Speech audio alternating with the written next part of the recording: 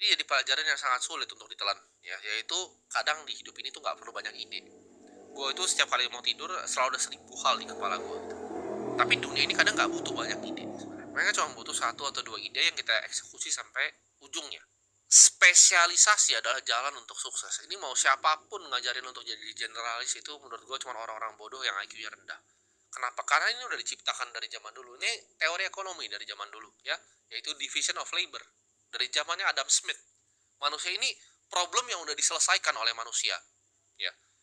Ketika lu jadi generalis, lu yang bikin semuanya, bajunya, kancingnya, dan lain-lain, produktivitasnya nggak efisien. Sedangkan kalau lu cuma fokusnya bikin kancing, lu cuma bikin kain, efisien. Ya, ini problem udah solve. Jawabannya spesialisasi atau generalisasi, ini udah selesai. Ya, udah 100% spesialisasi yang menang.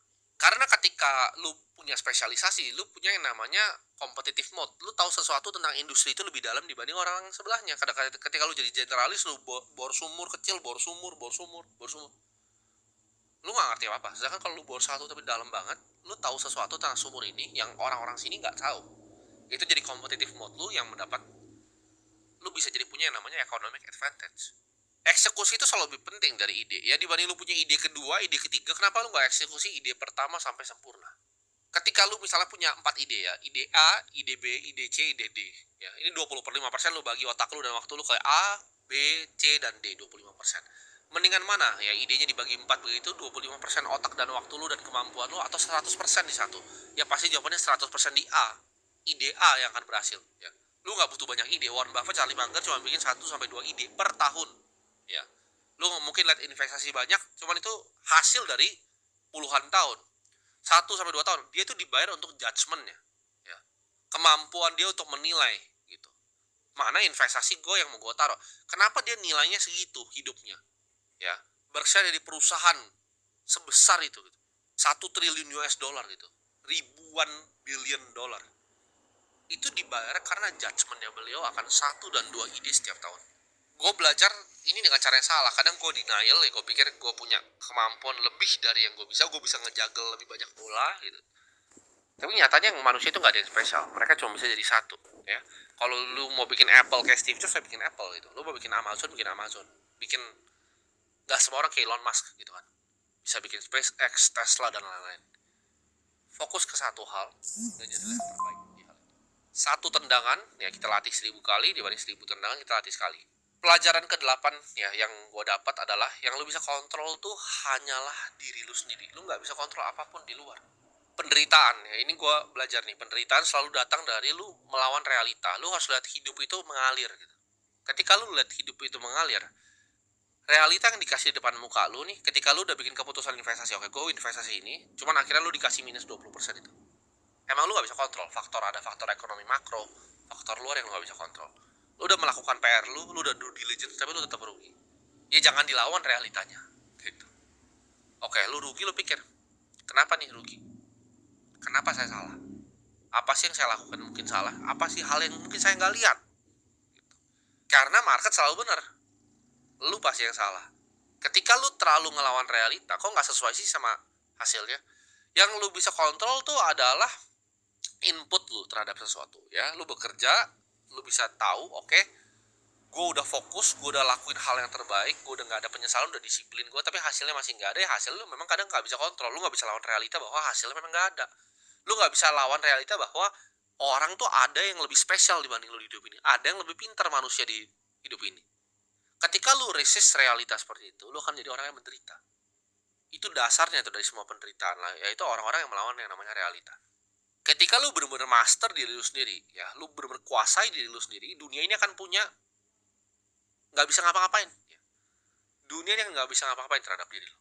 Dunia akan kehilangan kuasa terhadap diri lu ketika lu bisa nguasain diri lu sendiri. Ketika lu kerja nih, gue bilang tadi, ya lu terima aja hasilnya apapun tuh lu terima. Jangan punya attachment sama hasil. Itu yang bikin orang jadi gila. Mereka selalu pikir kalau gue ngelakuin A ntar dapat B. Nggak juga, kadang lu ngelakuin A lu nggak dapat apa-apa, atau lu dapat C, dapatnya D, nggak apa-apa. Yang penting lu lakuin yang terbaik dari hasilnya. Pelajaran ke-9 yang gue belajar, ya, keinginan itu juga adalah akar dari penderitaan, ya, desire-nya manusia. Karena keinginan tuh nggak ada habisnya. Ini gue bisa ngomong ke lu, ya, dari orang yang punya duit ya mungkin 0,000039 dari dunia gitu.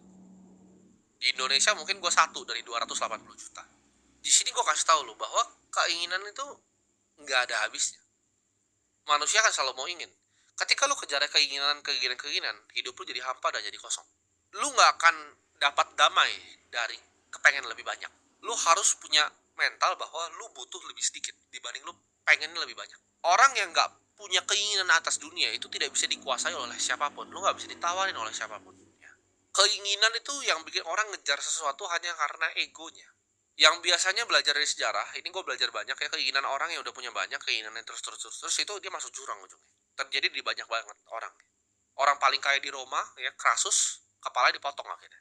Keinginannya kebanyakan, ya, ambisinya terlalu besar. Jadi kurangin keinginan lu, kalau lu nggak mau jadi orang yang kosong. Pelajaran ke-10 ya, ini mungkin pelajaran yang paling aneh yang kalian dengar dari gue. Cuman ini sesuatu yang gue belajar ya. Mungkin di akhir-akhir tahun ini ya gue belajar. Tapi gue percaya ya, gue bener-bener percaya untuk mikir akan kematian itu bikin prioritas hidup lu itu lebih lurus. Ketika gue tahu ya suatu saat gue akan mati ya, ketika gue sekarang kan umur 25 tahun ya, gue mungkin lifespan-nya kalau kita rata-rata ya, semoga lebih panjang, rata-rata itu 75 tahun di Indonesia. Itu ada sekitar 50 tahun kan, 50 tahun berapa berarti sekitar hampir 600 bulan. 600 bulan tuh bukan waktu yang panjang. Ketika lu tahu bahwa suatu saat lu akan mati, lu akan punya prioritas hidup yang lebih jelas. Oke, apa sih yang benar-benar matters di hidup ini? Yang benar-benar matters adalah apa? Oke, gue punya pekerjaan yang meaningful. Gue punya pekerjaan yang memang gue senengin ya. Gue suka main gamenya di market, gue suka main gamenya akan media ini semua. Gue rasa gue suka jadi bermanfaat untuk banyak orang.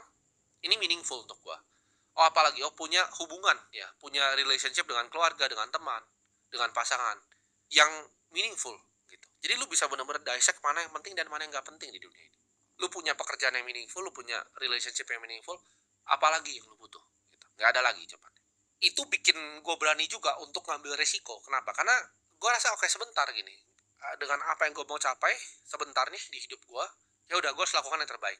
Ya. Ketika lu sadar bahwa orang-orang sekitar lu tadi, gue bilang kan relationship, work itu bakal ada yang mati gitu suatu saat nanti. Ketika lu ingat akan kematian itu akan terjadi, lu akan jadi bisa appreciate waktu present ya. Makanya namanya present kan, hadiah kan, saat ini gitu. Ketika lu sama orangnya, lu nggak mikirin tentang masa depan, lu mikir tentang apa yang terjadi di depan lu. Karena lu tahu bahwa momen-momen itu nggak selamanya gitu, ada di hidup. Ketika lu tahu bahwa kematian itu adalah kepastian, hidup lu akan jadi lebih clear, hidup lu akan jadi lebih jelas, kepala lu akan jadi lebih jernih. Dan lu gak akan jadi orang yang suka sia-siain waktu.